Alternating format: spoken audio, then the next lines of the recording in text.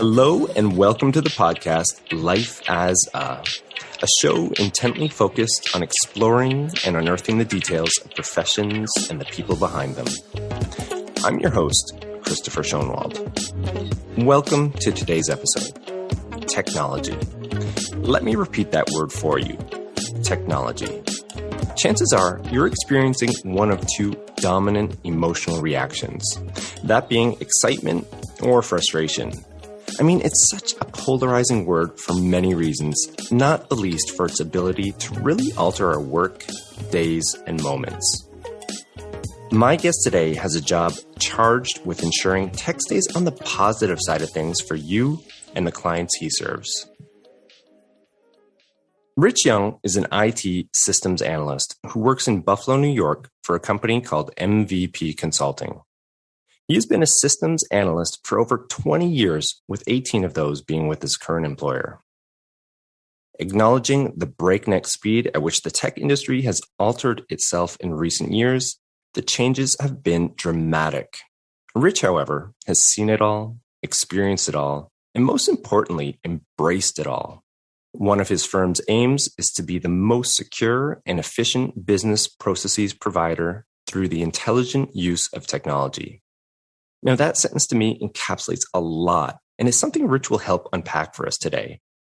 In addition, we're going to learn about what this word technology means for someone who not only lives and breathes it, but also plays a key role in shaping it for companies and individuals like you and I. Rich, welcome to the show. Hey, Chris. Good to see you. Yeah, likewise. I'm really happy to have you on. Thanks. Happy to be here. Great. Well, let's get right into it. Our first segment is something called Coloring Wikipedia. And what I do here is I just read off a definition of what your job entails. And one of the reasons I like to do this, aside from kind of enlightening listeners about what a profession is all about, is I think it also kind of highlights the things that aren't in the job details that you can help unpack and, explore with us. So I'm going to read off this definition of systems analyst from Wikipedia, and then I'll ask you to comment. All right, here goes. A systems analyst, also known as business technology analyst, is an information technology, IT, professional who specializes in analyzing, designing, and implementing information systems. They use analysis and design techniques to solve business problems using information technology. Systems analysts may serve as change agents who identify the organizational improvements needed, design systems to implement those changes, and train and motivate others to use the systems. All right, there it is. But maybe the first thing you could do, Rich, is kind of just break down in plain English, like what that means. Because I'm guessing some of the listeners here aren't going to have a background in tech. So yeah. That was a bit of a mouthful. It was. Yeah, that's Wikipedia, right? Yeah, that's fair enough. I'd say it was fairly accurate, though. In plain English, I'd say what we try to do is answer those same 6 core answers that we all learned about in English class of all places. It's who, it's what, when, where, why, and how. At the essence of it, we're storytellers that work with businesses to try to help them understand their own story of what it is they're trying to do and what they're trying to accomplish. Of those 6 things, though, I'd say the most important one is probably the why. And that's the one that most people miss or don't even stop to consider. And it's really what I spend the majority of my day trying to help people think about. Could you maybe provide an example, maybe a project that you've worked on that kind of brings all of those elements in a sense, that kind of represents what you're talking about now? Like something you've designed, or I don't know. I mean, my typical day isn't really spent going from business to business, trying to help them tell their story, as I put it. A lot of it's overseeing day-to-day support of those businesses and ensuring that myself and my team are focused on asking the why. It's really the consulting and MVP network consulting. An example from just yesterday, we had a request from a law firm that we create an email rule for them to delete any emails from their partners that were older than a year. It's an odd request, right? Right. And Yeah. especially from a law firm. So, I mean, if you're an internal IT person there and the partner from your law firm walked in and made that request of you, what are you going to do? You're probably just going to do what they ask, go ahead, create that rule for them, and then that's in place. Yeah. That's where we like to push a little further, right? Mm-hmm. We want to ask why. So, when that comes across my desk, that's what I'm doing. And I'm asking them, well, why do you want to do this? And, the first thing you find out is, well, that's not really what I meant. So what they really wanted was they wanted a rule created on their deleted items. So stuff that they've already deleted. If it was older than a year, let's get rid of it. Yeah. But again, it's like you're continuing to push. Well, why is that? What is it about these deleted items that you need them purged from the system forever? Mm-hmm. Well, the problem turns out that they were reaching limits of their mailbox space. So now as a systems analyst, I've got an understanding of, all right, well, this is the technology that you have in place. This is what's available to you. There's probably a better way. This option. Yeah, right. Exactly. This is what we're going to do. We're going to implement something called archiving. And it's going to look at your entire mailbox, and it's going to take anything that's older than a year, not just for you, but for everybody. And it's going to move it somewhere else. So you're not going to delete it. You still want this information. I mean, you're a law firm. You're going to need to fall back on this potentially at some point in time. So that's what we ended up doing for them. And that's really at the essence what a systems analyst does. It's not always the fully encompassing going and, maybe building something or writing a new application for somebody. It's applying that thought process of why. Mm. That's really interesting. I think it's really well explained as well, first off. But I had a guest on not too long ago in a completely different industry, branding and merchandise. And basically that industry, the way it was explained to me, you could be selling items, say, out of a catalog. An order comes in from a client. I want this. Okay, here you go. We'll send it out to you.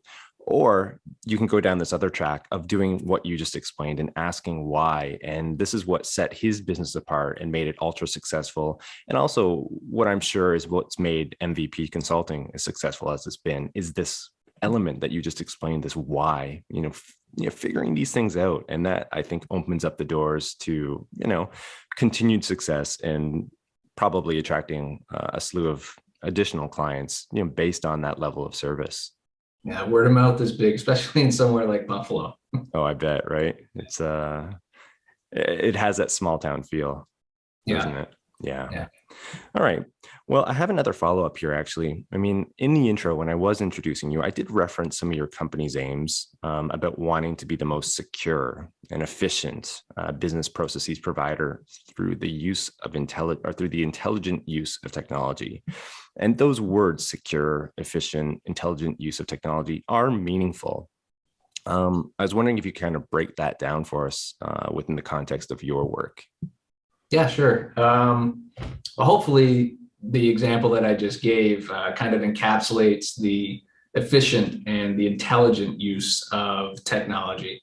Yeah. When I think of technology, I don't just think of computers or writing programs to perform a certain task for someone. I think of tools, what's available to you. Mm-hmm.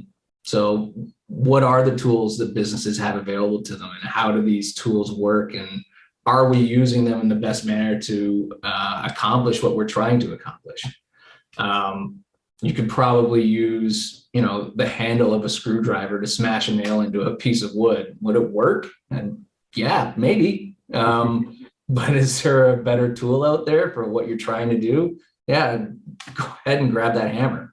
It's probably going to take you half as time and a quarter of the effort. So technology is the same way. It's just a set of tools that are available for you to use. And a good systems analyst will take the time to find out what those tools are and try to help you understand how to best use them. The secure is a different animal altogether. When I think of being secure, I think about risk.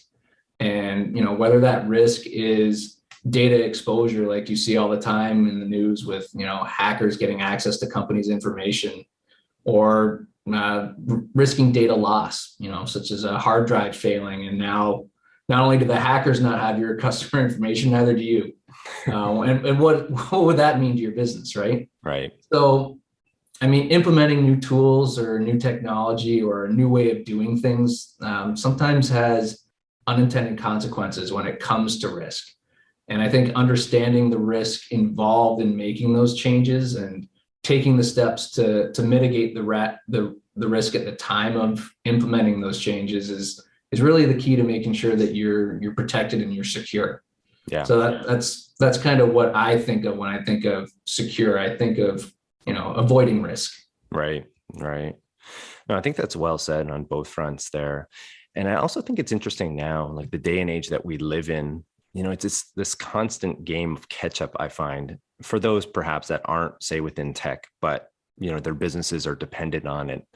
I really like that metaphor of using, the back of a screwdriver to nail in, something in there. But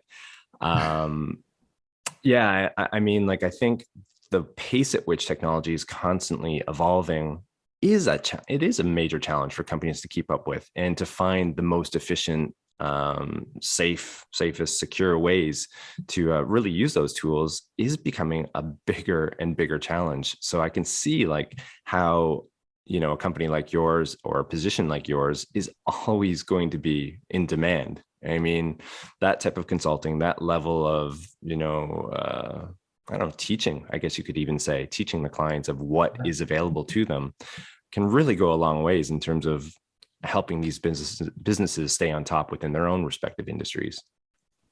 Yeah, I mean, you saw it when COVID hit, right? All of a sudden, almost every business out there, they needed to pivot with how they were using technology. They needed to become remote. They needed to work outside of their four walls. And that change, it involved a lot of risk, right? It involved, you implemented all kinds of new technology to make your company more accessible so that your employees could work from home, because we couldn't come to offices for a lot. So that pivot came with a lot of risk as well. And, if you prepared companies correctly for it, they were in a much better spot than those that just said, okay, well, I guess we're working from home. Here you go. Let's open things up. Right. Oh, well said. All right, Rich. Well, let's skip on over to a new segment here, something called a Q&A discovery. And we're just going to continue this back and forth flow. I've got a few extra questions here for you.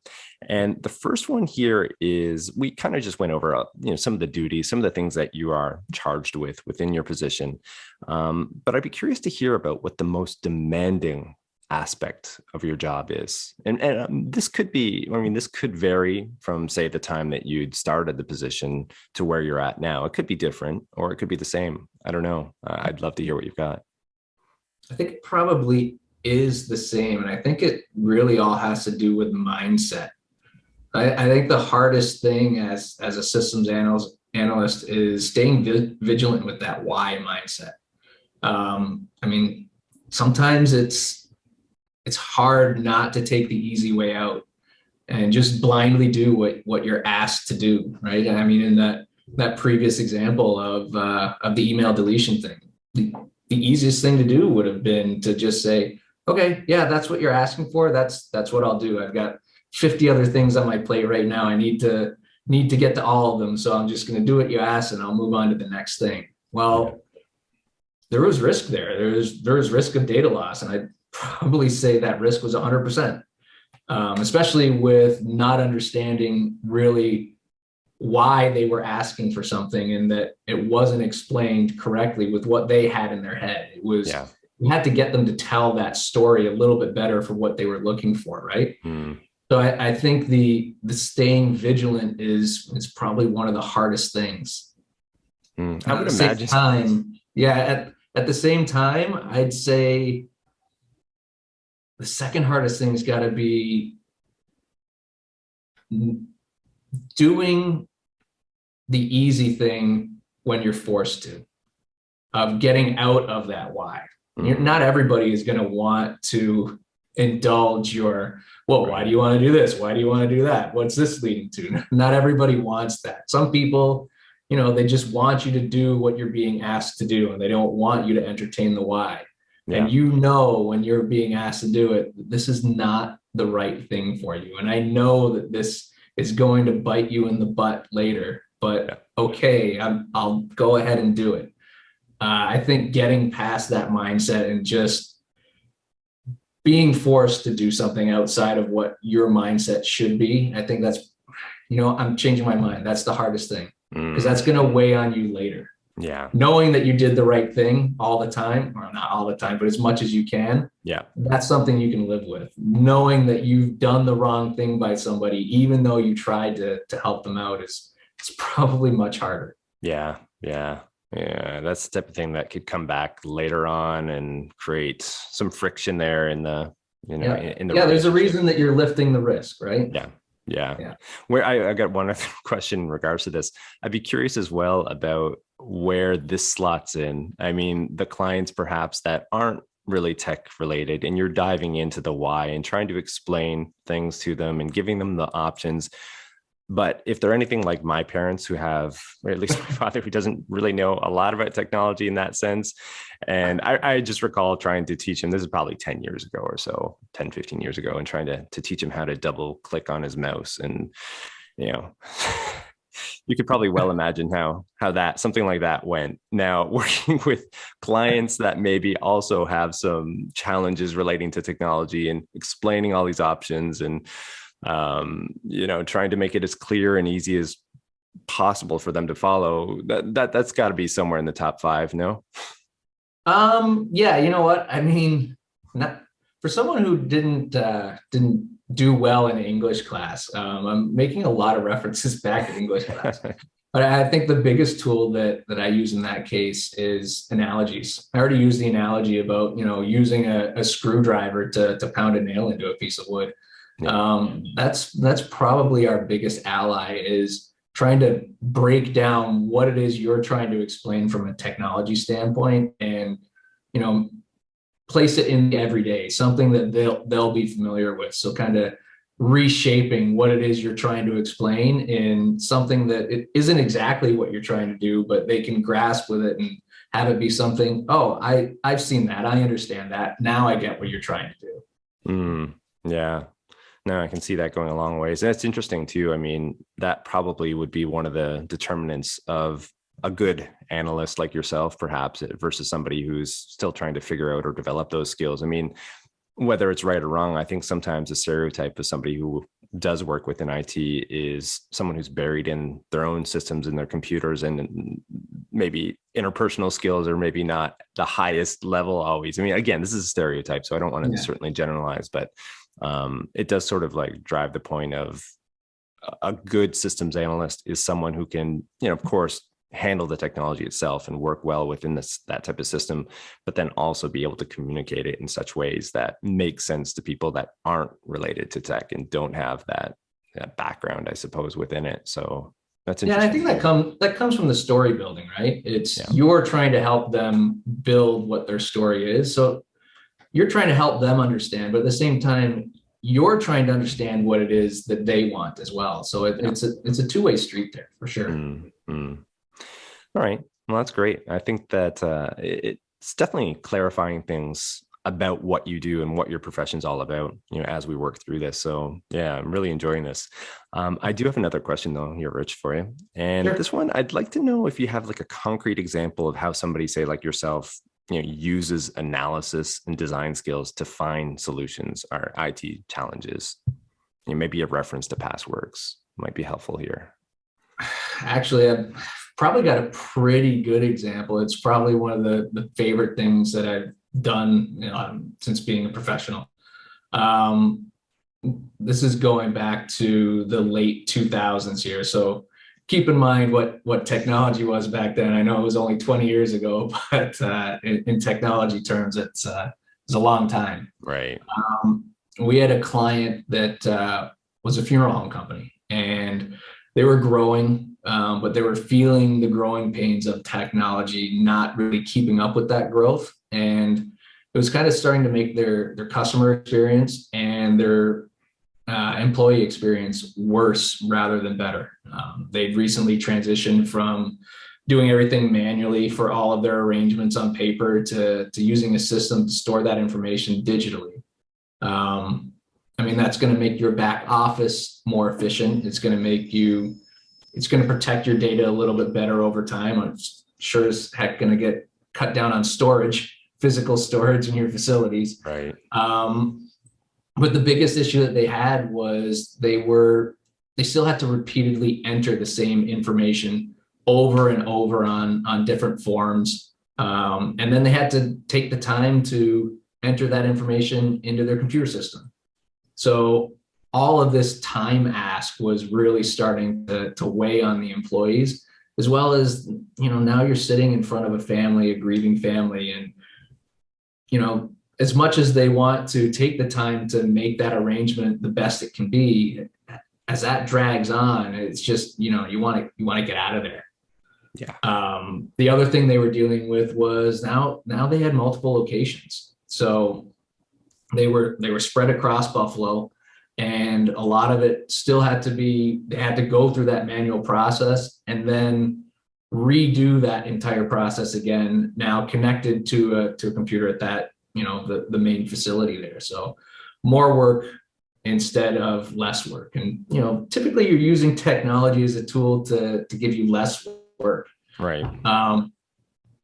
So we originally brought in and they said, it would be so much easier if we could take these 12 forms and just automate these 12 forms. So we looked at the 12 forms and we said, okay, well, we see what these forms are. And we started going down the path of, all right, well, let's understand the tool that's in place, right? Let's understand this new piece of software that you've put in place for your different branches, and let's take a look at it.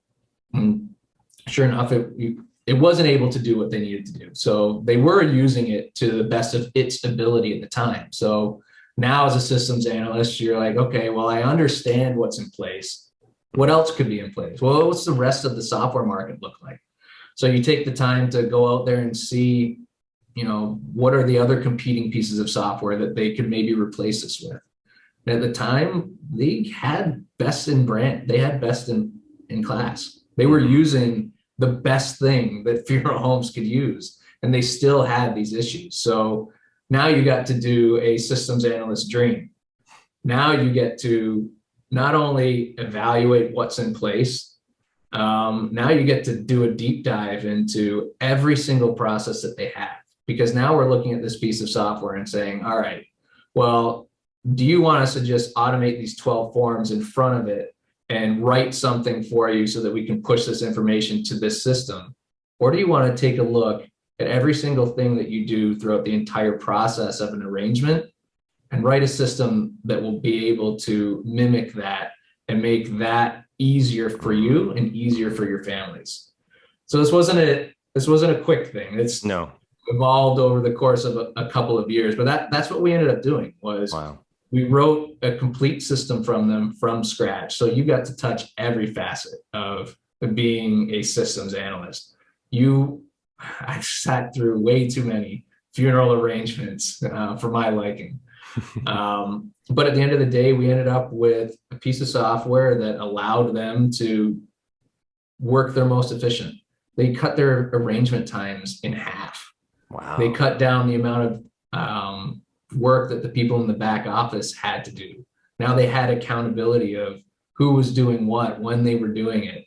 And the biggest thing was this was all done through a browser. So now they were mobile. Now their infrastructure for a new branch was, do you have an internet browser and do you have the internet? Like that was it. You don't have to bring another server to this new location. You don't need to get brand new PCs. Log on to this browser. Here's your username and your password. You can go to a family's house, connect to their internet. You can do it right there. And all that information is already there for the back office people that have to work on it. So I forget what the question was. That's my long-winded answer.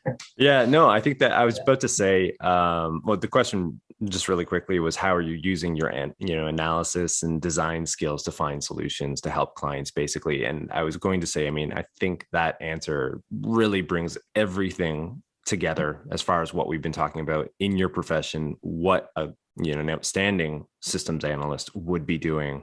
And I also found it interesting how you'd mentioned like this is the dream of a systems analyst in terms of like what you would be doing, where I'm guessing here the reason being is that you have the freedom to work with the client and really shape something in the best possible way as you see fit, based on what the clients provided you in terms of their needs and so on and so forth. Yeah, So, I mean, it really turned one story into, 100 small stories. You got to continually go through that entire cycle of what, why, who, where, right. and marry all those things together and build it yourself. You got to have something that you created with your own two hands. From scratch. So it's definitely a source of pride if you can't tell. No, definitely. I can see why too. I can definitely, I'm envisioning this as well. If I were in a position like that, and how you would feel. And definitely, I think anytime, I think for any of us in any line of work that we're doing, if we have that sort of degree of control from the get-go and we can see a project right through to the end.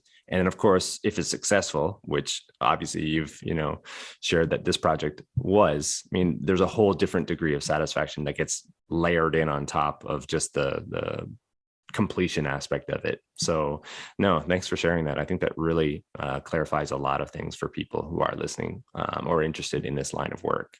It's pretty cool to see something that, you built 10 years ago and you see it still in use today, and not just by them, but by other funeral homes in New York State and even outside of New York State. It's there you go. Pretty That's another cool to layer. have something that you built out there still in the ether there. Yeah, that extra level right there, extra layer.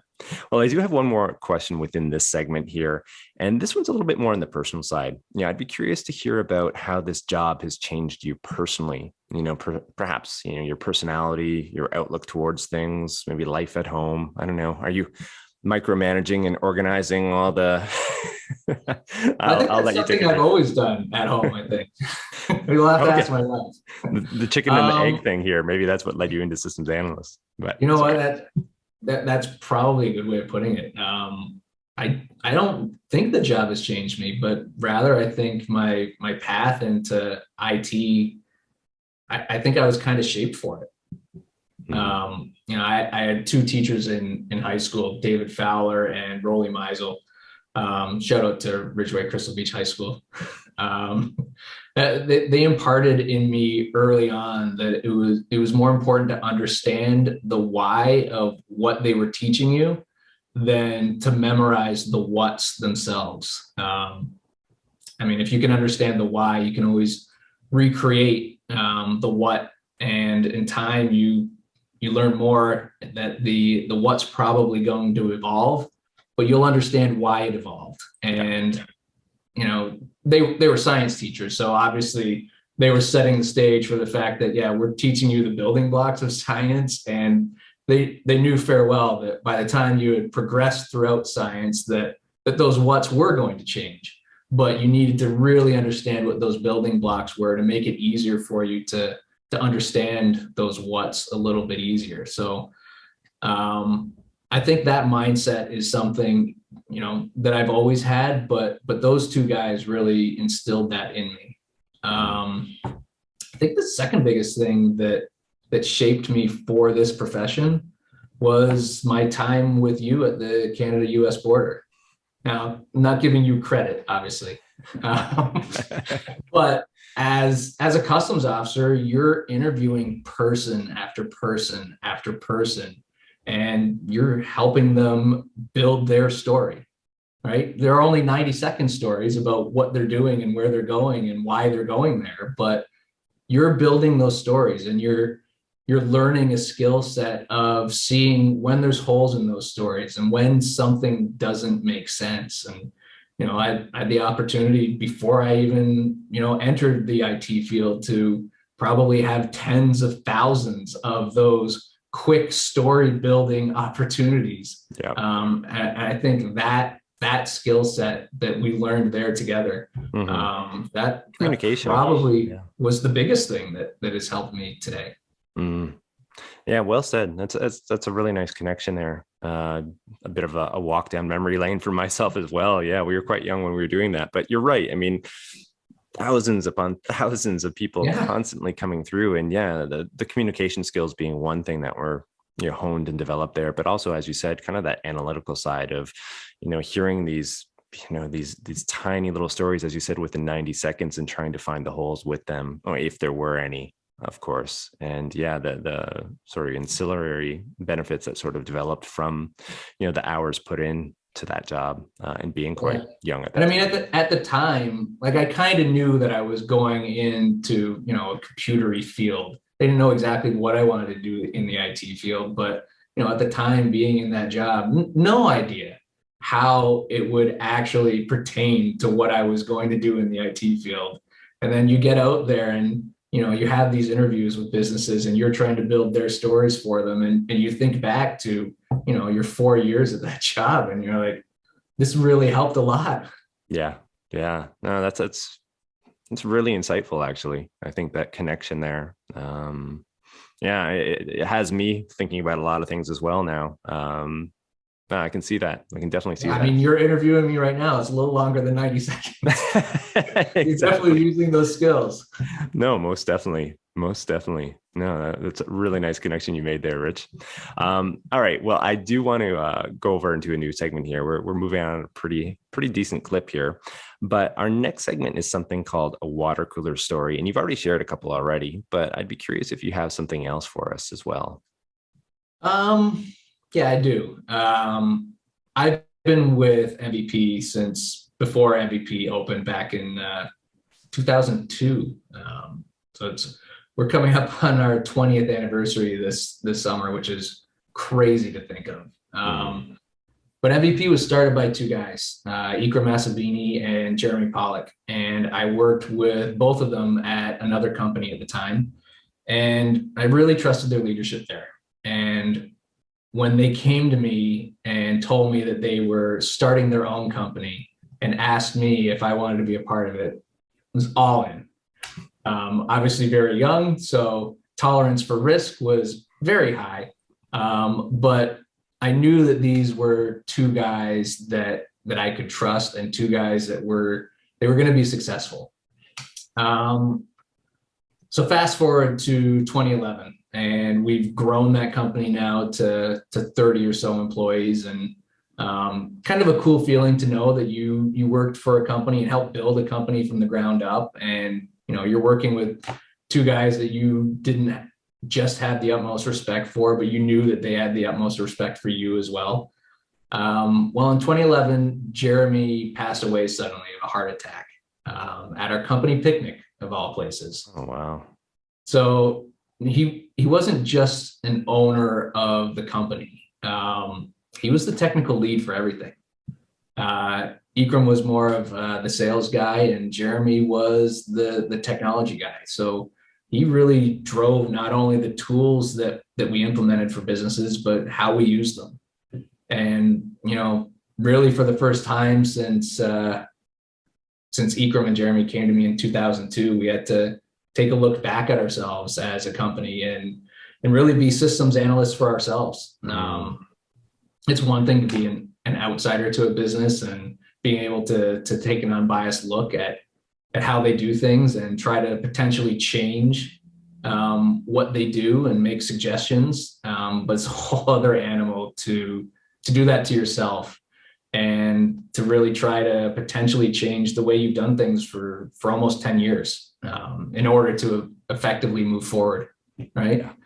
Not to mention the whole time your entire company is going through all kinds of grief. Yeah. Yeah, when you're a small company like that, that's not your coworkers, that's your family, Right. right? So, Right. tough times to say the least, but Mm. the entire company became systems analysts at that point. Like we were able to take a look at ourselves and be honest with ourselves and look at what we saw as what the future of technology was, what the next 5 years were going to look like, and how we were going to have to change what we were delivering and how we were delivering it without that lead guy at the top in order to be successful. So To our credit, obviously we were up to that challenge. We made a lot of changes that allowed us to continue to deliver what we were delivering at the level we were delivering it, but also to continue to grow.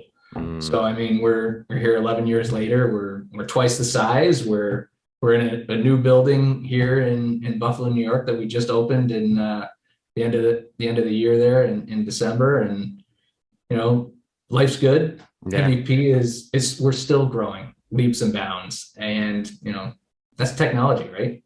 Yeah. It's like Buffalo in the springtime, and don't blink because the weather's going to change. Yeah, such a nice story, and such a delightful story in terms of how it turned out. Obviously, the lead up to it and what it transpired must have been an incredibly difficult time, as you said. I think too, when you are in that close contact with a company of that size, you're not coworkers, like you said, you're family, and something like that it is tough to process and deal with. But how it was internalized, and like you said, forcing each and every one of your employees to become systems analysts themselves. Yeah. It was a challenging time, but at the same time, it was probably the thing that defined us most as a company now, the company that we are now anyway. Right. By and large, everyone was honest with themselves. Everyone took a look in the mirror and said, all right, I think there might be a better way for me to be able to do this moving forward. So it was weird to see a company that really only had a single systems analyst working at it at the time to now all of a sudden, all right, well, we've got 30 systems analysts. Let's all work together here on this. So, wow. Yeah. Like a terrible event, of course, becoming a catalyst for future change, positive change in a sense. That something I'm sure that individual, would be proud of, I'm sure, looking down and seeing all of this. So, oh, for sure. How his company's evolved. Yeah. All right, Rich. Well, let's move into our last segment here, and something called a crystal ball segment. And as it sort of implies, we're looking towards the future. And typically we're looking at trends, predictions within the industry, or things relating to that specific profession. Now, I did find this interesting quote online that I want to open the segment up with. And I'm just going to read it off for you, and I'd like you to comment. So here goes. The more technology we embrace means more broken tech, which means this profession will always be trending up. All right, Rich. I mean, it's hard not to agree with this, but I'd still love to hear your thoughts. That's fair. I mean, I agree to a point, right? Okay. I wouldn't say more broken tech, but it's rather more along the lines of what I said about technology constantly changing. Someone's always building a better, easier way to do something. So if you're using processes or tools from 10 years ago, sure, it might seem like broken tech compared to the tools and processes that are available to you now, but it's really a matter of efficiency, right? And having somebody on your side that's going to allow you to understand, yeah, we can be better. We can be more efficient. We can use this a little bit more intelligently and securely, to go back to your quote from earlier. Yeah. I got another question here for you. And thank you for sharing that. Where do you see things going, say, in the next 5 to 10 years? I mean, this is definitely a crystal ball sort of analysis. Yeah. But, from your experience and just picking up maybe some of the trends that you're noticing perhaps now, or the whispers within your industry, are there things that people like myself or others in our own workplaces might be encountering in the not so distant future relating to say tech? I'd say they're more than whispers. Okay. And really it was COVID that has really kickstart this whole thing. And it's, I would say it's a focus on security. So not so much that people weren't focused on security before, but I think the tools that we're using in technology are going to change how that security needs to be implemented. So when you think about how you were securing your networks before, right, everything was in these four walls. COVID has, made us break out of what these four walls are. Right? You're looking to no longer have any internal infrastructure inside your own building. You're looking to have your infrastructure hosted somewhere else. So now where you could have put controls in place to, stop everybody from getting in, put a bunch of fences up.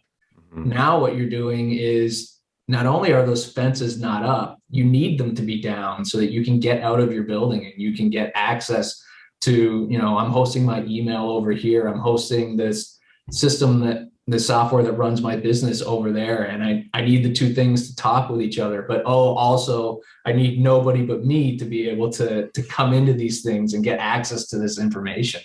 So you're really changing how that security is embraced and the controls that you have over these things they're here, they're there, they're everywhere out there.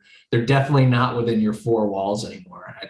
I think you're going to see a change from, not only what's put in place to mitigate that risk of, data loss or data exposure, but reporting and insight into those different tools that are outside. So you can see, who are these prying eyes that are trying to get in, so I can adjust what I'm doing with my security to prevent, different things that are trying to hit these different systems. Yeah, it's so interesting. I mean, it's just this constant cat and mouse game, basically, right? Where it's just like this constant evolution of technology creates all these different little openings for some shady actors to go after things, and then these fields of tech are always trying to patch up those holes. And it's fascinating to kind of look at it from the outside. Working within it, like yourself, might be a different matter, present a few different levels of stress at times, but complete flip, right? We've spent all this time, our whole focus of security is, all right, everybody in here, nobody gets in, nobody gets out. And now it's, all right, we want to get out. We need to get out. That's absolutely fascinating.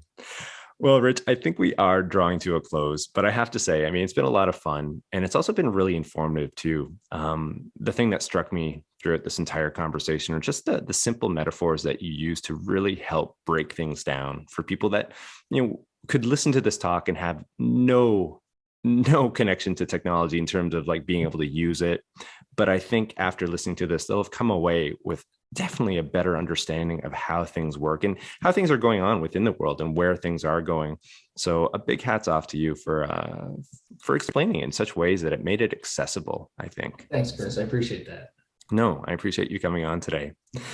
Now, for those interested in learning more about Rich and his work, you can find him on LinkedIn, and you can also connect with him through mvpworks.com. And if you missed it, this information will be included in the show notes. Also, too, if you liked today's episode, please be sure to share it.